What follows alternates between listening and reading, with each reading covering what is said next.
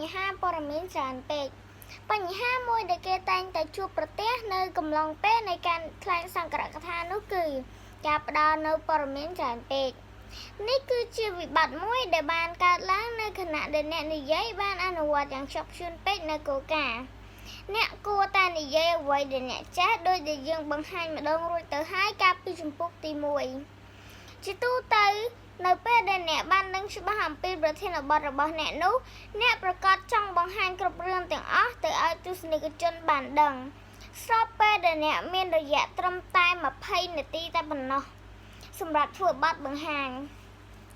បញ្ហាមួយនេះទាមទារឲ្យយើងវិលត្រឡប់ទៅវិភាសាទាក់ទងនឹងរយៈពេល3នាទីនៃការផ្ដោតអារម្មណ៍បានយ៉ាងពេញលេញរបស់មនុស្សសាស្ត្រជាថ្មីឡើងវិញនៅពេលដែលអ្នកបង្ខំឲ្យទស្សនិកជនឲ្យយកចិត្តទុកដាក់ស្ដាប់នៅពេលដែលអ្នកបង្ហាញព័ត៌មានយ៉ាងច្រើនសន្ធឹកសន្ធាប់នោះសតិអារម្មណ៍របស់ពួកគេនឹងចាប់ផ្ដើមនឿយហត់ដោយសារតែពួកគេព្យាយាមចាប់យកអ្វីដែលអ្នកកំពុងនិយាយហើយបន្តមកទៀតពួកគេនឹងឈប់ចាប់អារម្មណ៍លើអ្វីដែលអ្នកកំពុងនិយាយទាំងស្រុងដើម្បីឲ្យសតិអារម្មណ៍ពួកគេបានសម្រាកអ្នកគួរតែចាត់ទុកសន្ទរកថារបស់អ្នកប្រៀបបានទៅនឹងកាំភ្លើងមួយដើមតើអ្នកចង់បាញ់វាចេញជាច្រើនគ្រាប់ហើយវានឹងចេញទៅកាន់ទិសដៅជាច្រើនផ្សេងៗគ្នាអ្នកចង់បាញ់វាចេញត្រឹមតែគ្រាប់មួយដែលផ្ដោតទៅលើទិសដៅជាក់លាក់ណាមួយនិយាយរួមវាគឺជារឿងមួយដ៏ល្អដែលអ្នកអាចផ្ដោតលើចំណុចសំខាន់មួយឬពីរហើយព្យាយាមសិក្សានិងវិញ្ញាយ៉ាងស៊ីជម្រៅទៅលើចំណុចនោះជាជាងការលើកឡើងច្រើនចំណុចប៉ុន្តែមិនមានការបកស្រាយលម្អិតអ្វីសោះយើងនឹងសិក្សាលម្អិតបន្ថែមអំពីវិទ្យាសាស្ត្រទាំងនោះនៅចំពោះក្រោយក៏ប៉ុន្តែការបានយល់ដឹងទ្រុសជាមុនអាចជួយណែនាំអ្នកឲ្យជៀសវាងការដាក់ព័ត៌មានច្រើនពេកក្នុងសន្ទរកថារបស់អ្នកជំនួសឲ្យការដាក់ព័ត៌មានច្រើនពេកអ្នកក៏បីបកស្រាយលម្អិតនៅចំណុចសំខាន់ខ្លះៗដូចជាប្រសិនបើអ្នកទទួលបាននៅឧទាហរណ៍យ៉ាងច្រើនដើម្បីគ្រប់គ្រងចំណុចនីមួយៗអ្នកអាចជួយទស្សនិកជនរបស់អ្នកឆាប់យល់នៅអ្វីដែលអ្នកចង់បង្ហាញដល់ពួកគេបាន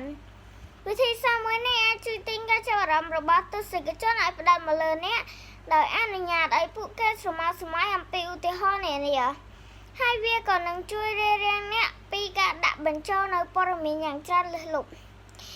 លើសពីនេះទៅទៀតអ្នកអាចប្រើពិពណ៌នារឿងផ្ទាល់ខ្លួននិងរឿងមួយចំនួនដែលហាក់ដូចជាមិនសូវទាក់ទងនឹងសង្កត់ថារបស់អ្នកប៉ុន្តែត្រូវព្យាយាមភ្ជាប់អត្ថន័យវា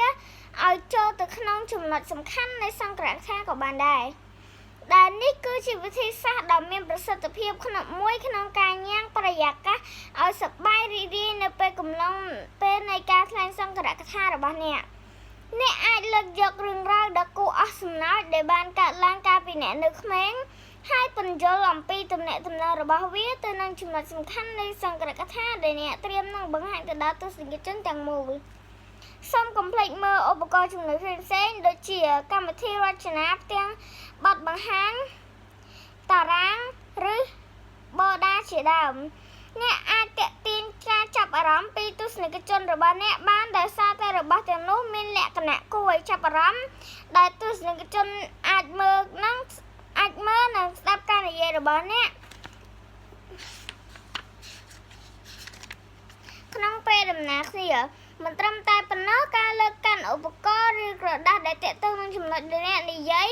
ក៏អាចជួយរារាំងអ្នកពីការដាក់បញ្ចូលព័ត៌មានជាច្រើនផងដែរ